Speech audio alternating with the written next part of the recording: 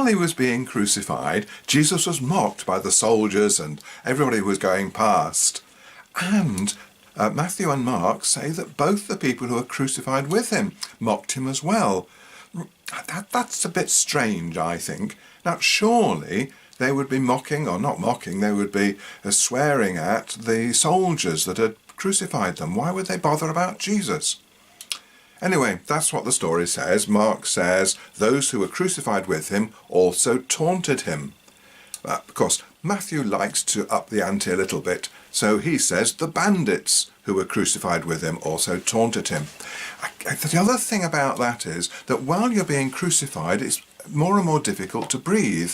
So I'm surprised that they're using their breath to taunt Jesus.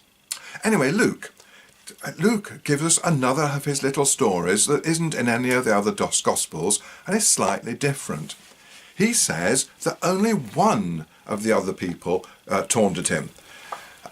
One of the criminals who were hanging there kept deriding him, saying, "Are you not the Messiah? Save yourself and us." And then the other person being crucified actually has a sensible conversation, which again seems highly unlikely. I mean, being crucified is not a nice thing. You're going to be in agony. You're not finding it easy to breathe. So would you have a normal theological conversation? Because this is what this is what Luke says. He says, "Do you not fear God, since you are under the same sentence of condemnation? And we indeed have been condemned justly, for we are getting what we deserve for our deeds. But this man has done nothing wrong." I mean, that whole sentence just doesn't ring true from a person in agony being crucified.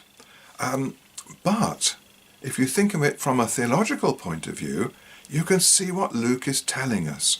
What he's telling us that we are all sinners and we deserve to be killed or to be crucified ourselves, but Jesus is being crucified in our place. He's actually making a theological point. And the guy then continues talking to Jesus. "Jesus, remember me when you come into your kingdom." And Jesus replies quite calmly, "Truly I tell you, today you will be with me in paradise." Right, so can you see that that is incredibly unlikely? It just doesn't ring true at all, but it does ring true as a theological exposition. Jesus is saying, if you trust in him, if you confess your sins to him, he will get you into heaven. A very nice thought, but I doubt if it's historically accurate. What do you think?